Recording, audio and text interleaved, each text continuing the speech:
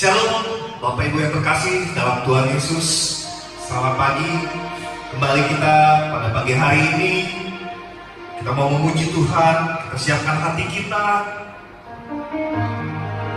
Kita berikan yang terbaik untuk Tuhan. Mari Bapak Ibu, kita percaya dimanapun kita berada, walau kita saat ini sedang beribadah melalui online, tapi kita tetap percaya Tuhan hadir di tengah kita. Akan satu lagu pujian kau Bapak yang baik.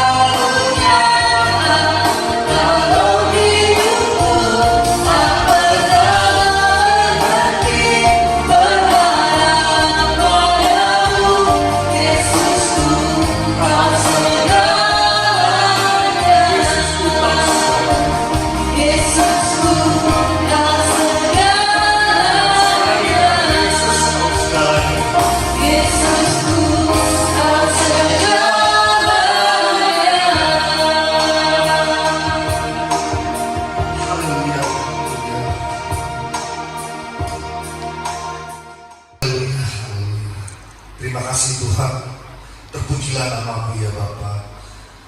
Ajak dan berkah Engkau Tuhan, haleluya, haleluya. Terima kasih Bapa, terima kasih pada pagi hari ini kami memuji Engkau Tuhan dengan segenap hati kami ya Bapa. Haleluya, haleluya, amin. Haleluya, terpujilah nama Tuhan. Suara puji Tuhan.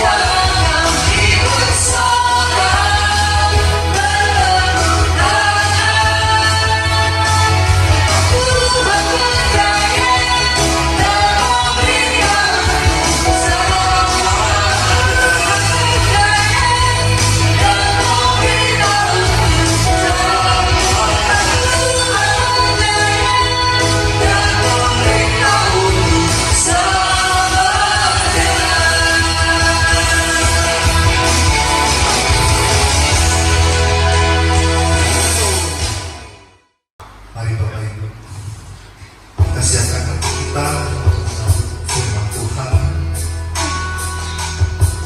Mari kita siapkan hati kita akan sambulan pujian.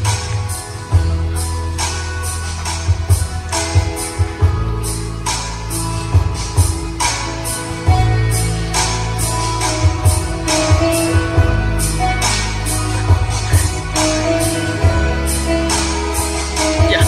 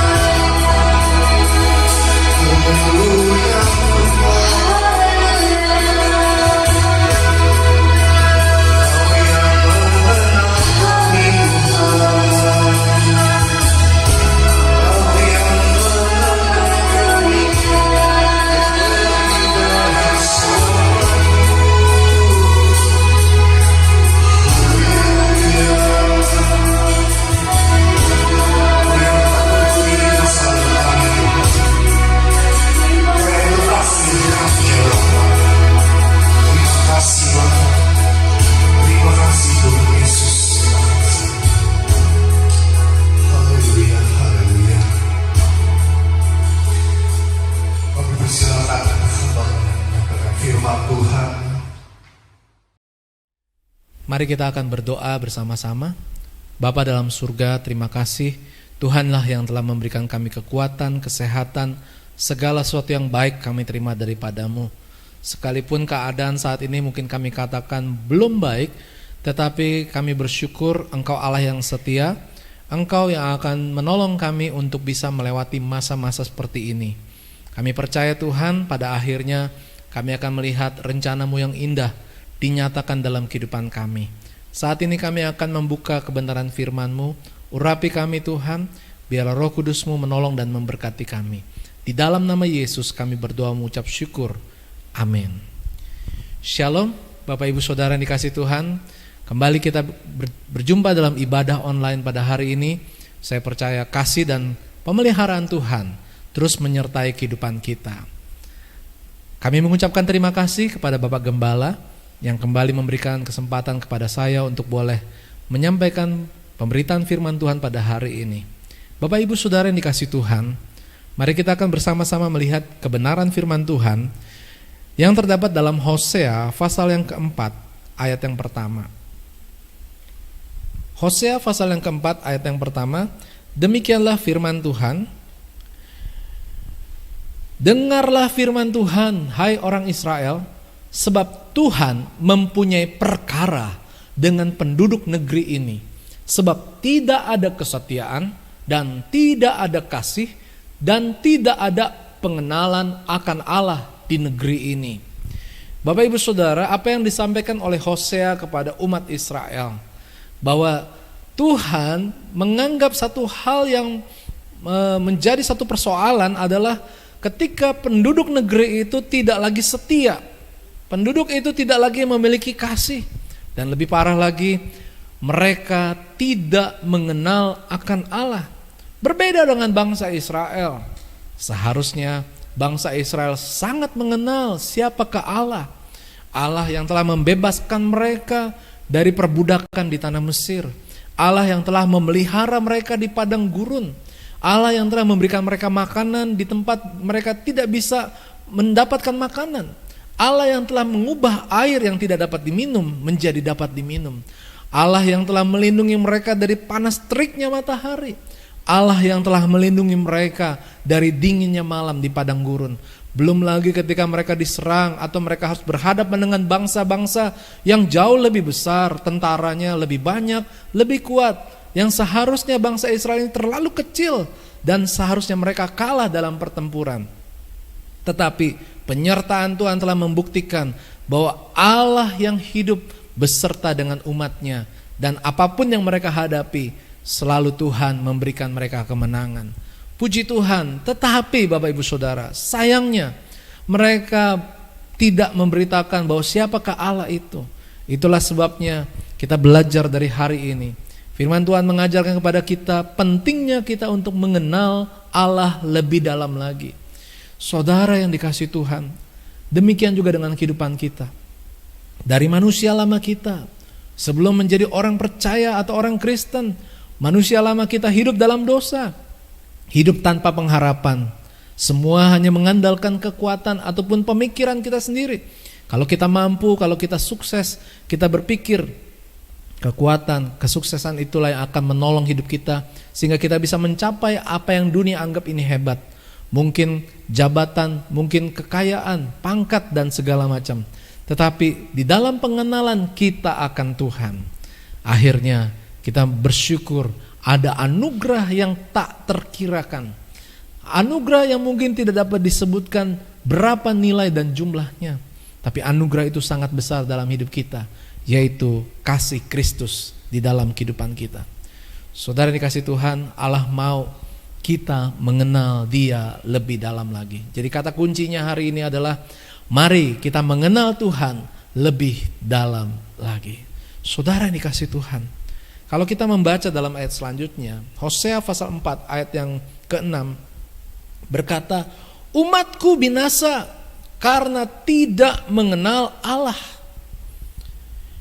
Karena engkaulah yang menolak pengenalan itu, maka aku menolak engkau menjadi imamku, dan karena engkau melupakan pengajaran Allahmu, maka aku juga akan melupakan anak-anakmu. Umatku binasa karena tidak mengenal Allah. Betapa penting bagi kita untuk mengenal siapa Allah. Saudara yang dikasih Tuhan, kata mengenal akan Allah ini terdapat juga sebenarnya di dalam Amsal pasal yang pertama ayat yang ke-7. Saudara yang dikasih Tuhan, mari kita membuka. Pengenalan akan Allah itu disebutkan dalam Amsal yang pertama ayat yang ke-7. Ayat ini sering dibaca dan mungkin Bapak Ibu sudah hafal juga. Mari kita akan melihat Amsal pertama ayat ke-7. Takut akan Tuhan adalah permulaan pengetahuan, tetapi orang bodoh menghina hikmat dan didikan. Kata pengetahuan di sini, takut akan Tuhan adalah permulaan pengetahuan. Kata pengetahuan di sini memiliki arti yang sebagai mengenal. Artinya, waktu kita takut akan Tuhan, itu adalah permulaan kita mengenal Tuhan. Tetapi orang bodoh menghina didikan dan hikmat yang Tuhan berikan.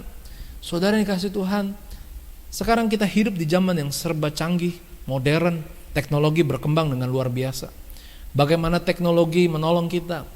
Di internet ada yang disebut dengan Google.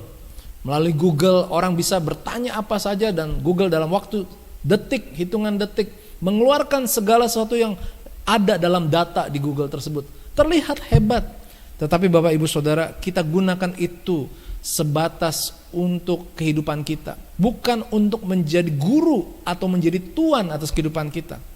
Tetapi begitu banyak orang yang akhirnya mendewakan, menganggap teknologi itu seperti segalanya. Bahkan mereka menjadikan percaya kepada teknologi daripada percaya kepada Tuhan. Tentunya hal ini menjadi awasan bagi kita sebagai anak Tuhan.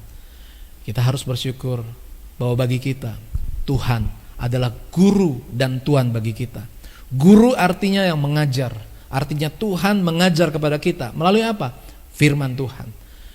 Tuhan menjadi tuan dalam kehidupan kita. Artinya apa? Tuan itu memerintah. Tuhan memerintah kepada kita sebagai tuan. Kita adalah hamba-hambanya. Kita harus berlaku setia. Kita harus berlaku mentaati firman-Nya, berjalan dalam kebenaran firman Tuhan. Itu adalah wujud kita menjadikan Tuhan sebagai tuan atas kehidupan kita. Apa yang Tuhan perintahkan, kita lakukan. Apa yang Tuhan larang, jangan kita lakukan. Saudara yang dikasih Tuhan, begitu banyak orang di dunia ini sekarang menjadikan uang menjadi tuan atas hidup mereka. Demi uang, mereka tidak lagi memikirkan apakah ini benar atau tidak benar. Demi uang yang banyak khususnya, mereka mengikuti apa yang diperintahkan. Kalau perlu kaki di atas, kepala di bawah, oke. Ya, nggak benar Bapak Ibu Saudara. Tetapi kenyataan dalam hidup kita sekarang demikian. Bagaimana orang berani menjual dirinya. Mereka tidak lagi menghargai apa yang Tuhan berikan dalam hidup mereka. Izinkan saya untuk memberikan beberapa peristiwa yang terjadi di fenomena di sekitar kita. Bagaimana orang memperdagangkan dirinya, laki-laki, perempuan, mereka menjual diri. Mereka tidak lagi takut akan dosa. Atau mungkin mereka karena kedesak dengan kebutuhan ekonomi, mereka berpikir apa yang ada dalam tubuh mereka merasa itu adalah milik mereka. Organ tubuh mereka dijual demi mendapatkan sejumlah uang. Mereka putus pengharapan, mereka punya masalah, dan mereka berpikir uang adalah jawaban atas segala persoalan mereka. Saudara yang dikasihi Tuhan, takut akan Tuhan adalah permulaan pengetahuan. Takut akan Tuhan akan menjadi permulaan bagi kita untuk mengenal Tuhan lebih dalam lagi. Semakin kita takut akan Tuhan, takut di sini berbicara hormat, takut di sini berarti pengagungan bagi Tuhan. Saudara yang dikasihi Tuhan, saya akan mengajak Bapak Ibu Saudara untuk melihat bahwa di dalam Amsal pasal pertama ayat 7 tadi, takut akan Tuhan adalah permulaan. Ini merupakan Amsal yang dituliskan oleh Salomo. Siapakah Salomo, Bapak Ibu? Salomo adalah Raja Israel yang ketiga. Salomo adalah anak dari Raja Daud. Tahukah Bapak Ibu Saudara bahwa Salomo lah yang mendirikan bait Allah yang diperintahkan oleh Raja Daud. Puji Tuhan, Daud menyediakan segala kebutuhannya, tetapi bukan Daud yang membangun, tapi Salomo. Salomo membangun bait Allah dengan begitu megah. begitu banyak barang berharga yang bernilai, semua dijadikan untuk menjadi sebuah bangunan bait Allah yang indah. Saudara dikasih Tuhan, tetapi ada satu peristiwa yang saya harap Bapak Ibu jangan lupakan. Kalau Bapak Ibu membaca di dalam 1 Tawarik pasal yang ke-28. 1 Tawarik pasal 28 adalah bagaimana kisah Salomo diperintahkan oleh ayahnya Raja Daud untuk membangun bait Allah. Tapi satu ayat saya akan ajak Bapak Ibu Saudara membaca 1 Tawarik 28 ayat 9. 1 Tawarik 28 ayat 9. Apa yang Daud katakan? Dan engkau anakku Salomo. Saya ulangi lagi, ini perkataan Daud kepada anaknya yang bernama Salomo. Engkau anakku Salomo. Ayat selanjutnya berkata, kenallah Allahnya ayahmu. Artinya apa? Daud memberikan perintah kepada Salomo untuk mengenal Allah yang disembah oleh Daud, yang dipercaya oleh Daud sebagai ayah daripada Salomo. Saya ulangi lagi.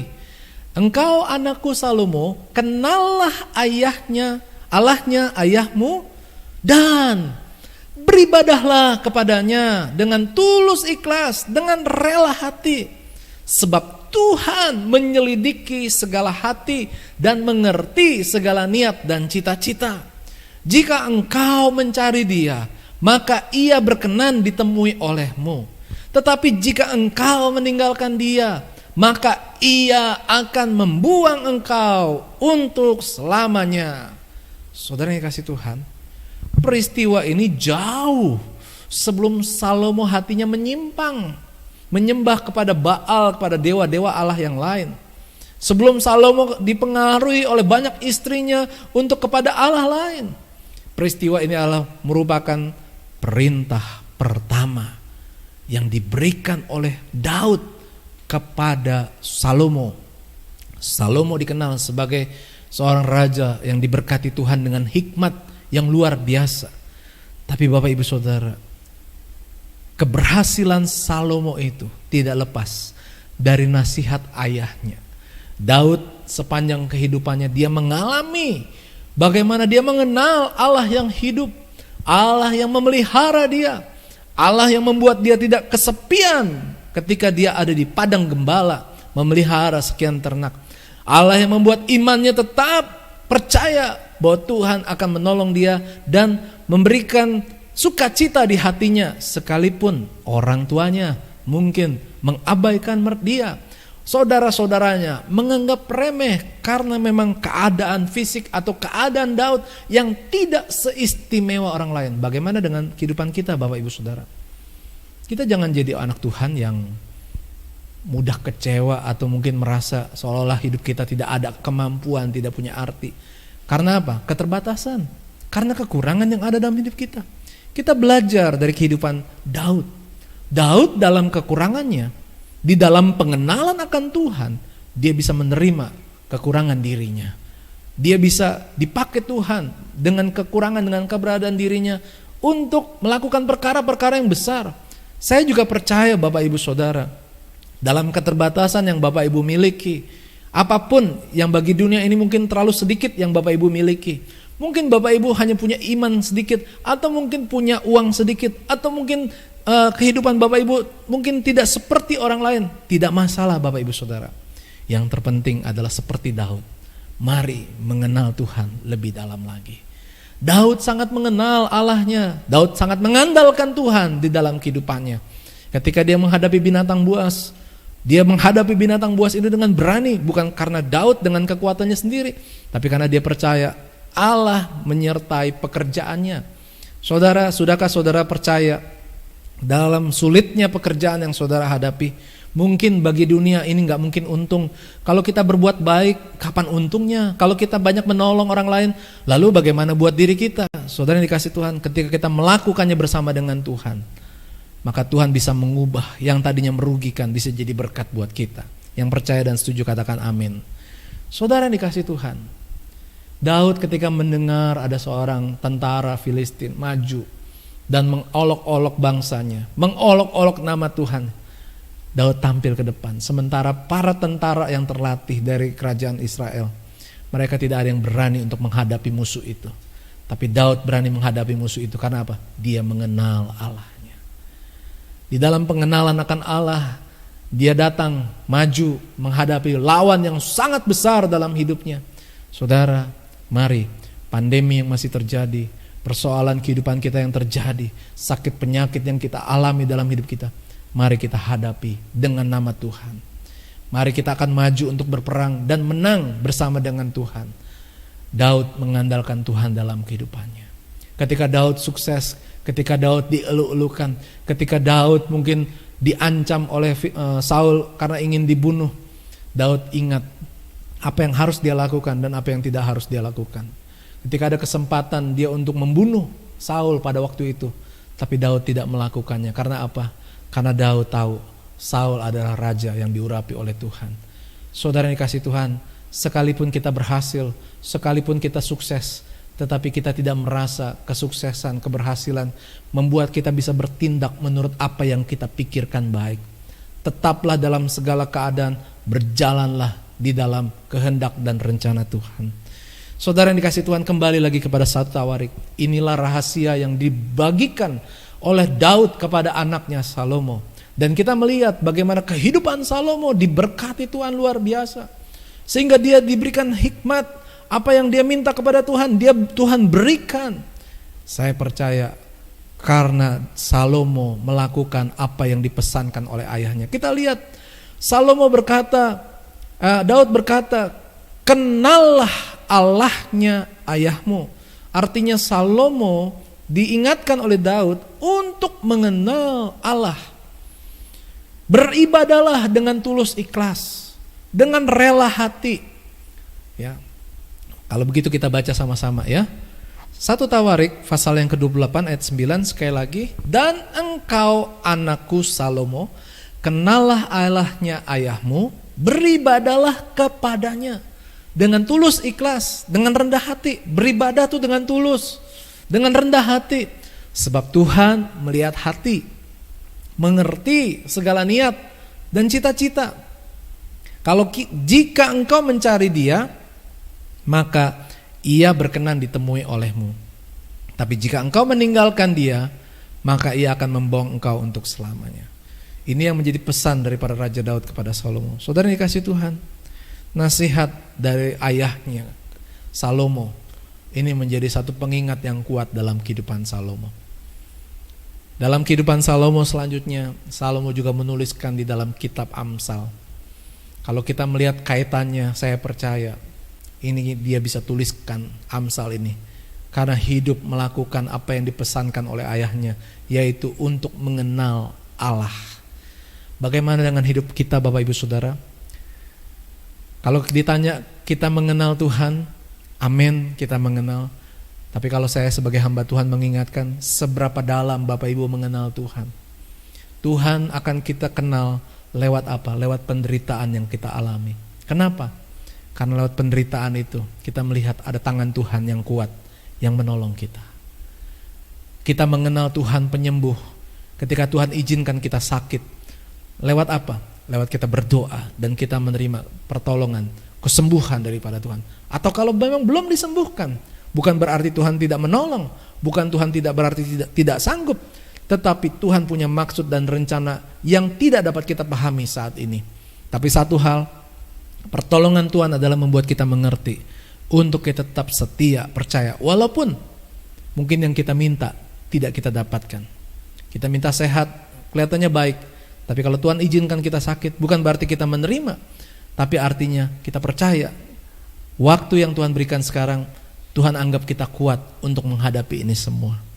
Saudara yang dikasihi Tuhan, kita melihat lagi kepada kehidupan Salomo. Salomo dia diajar oleh ayahnya Daud untuk beribadah dengan tulus ikhlas. Bagaimana dengan hidup kita? Kalau kita beribadah on-site di gereja atau online, saya mendorong Bapak Ibu Saudara untuk beribadah dengan sungguh-sungguh.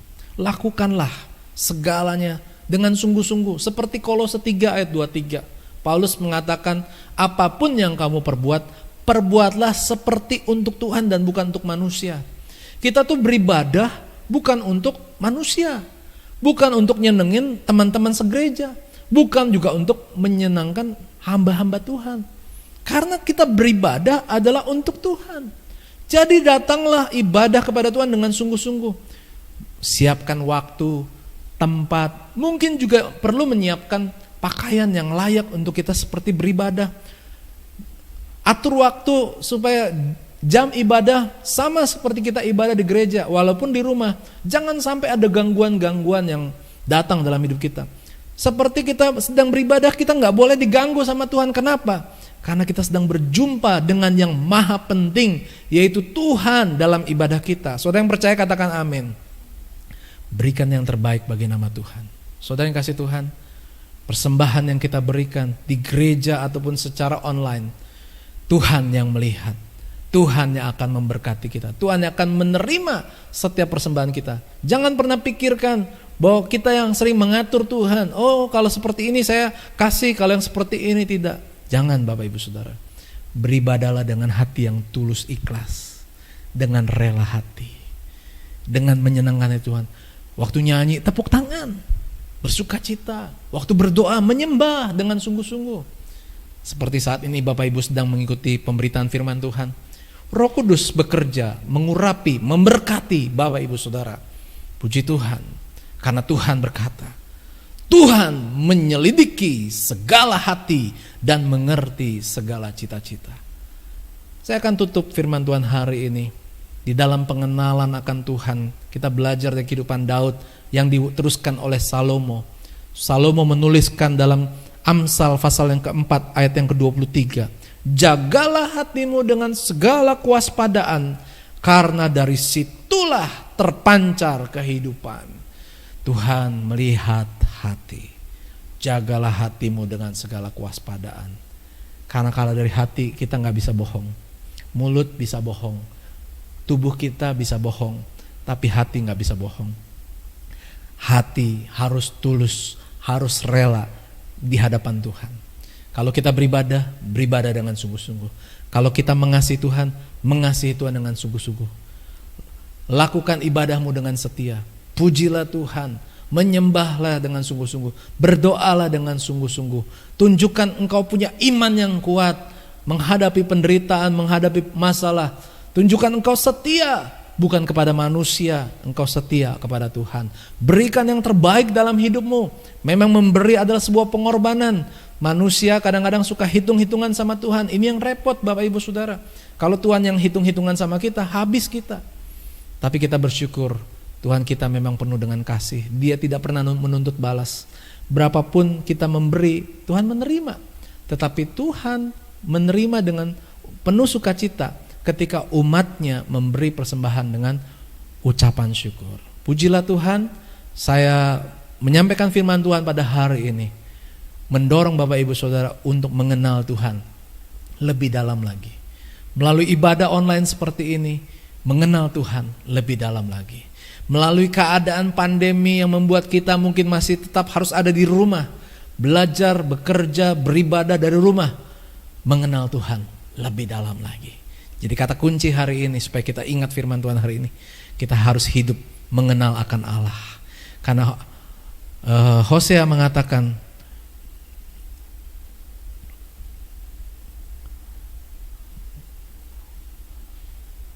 Hosea mengatakan bahwa umatku binasa karena tidak mengenal Allah. Puji Tuhan, Tuhan memberkati Bapak Ibu Saudara.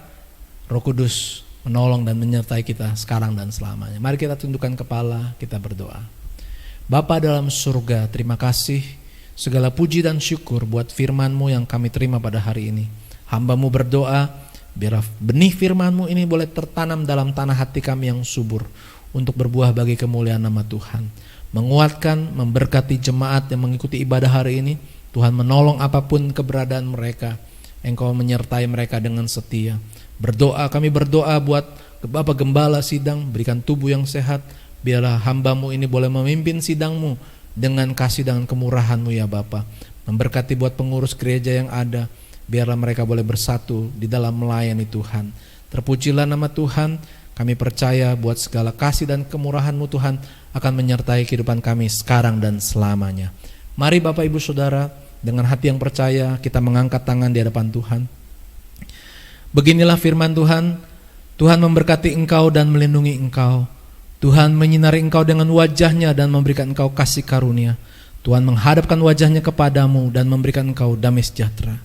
Saudara-saudaraku yang dikasihi Tuhan, terimalah berkat dari Allah Bapa, kasih daripada Yesus Kristus, serta persekutuan dalam kuasa Roh Kudus akan menyertai kita sekarang dan selamanya hingga Maranatha, Yesus datang kembali menjemput kita yang percaya. Haleluya. Amin. Puji nama Tuhan, Bapak Ibu sekalian. Kembali saya ingatkan untuk kita semua untuk selalu ikuti ibadah online kita di YouTube. GBI Taman Surya 1 akan selalu tampil setiap hari Minggu mulai jam 9 pagi. Dan jangan lupa untuk like, share, komentar, dan subscribe. Terima kasih. Tuhan Yesus memberkati kita semua. Amin.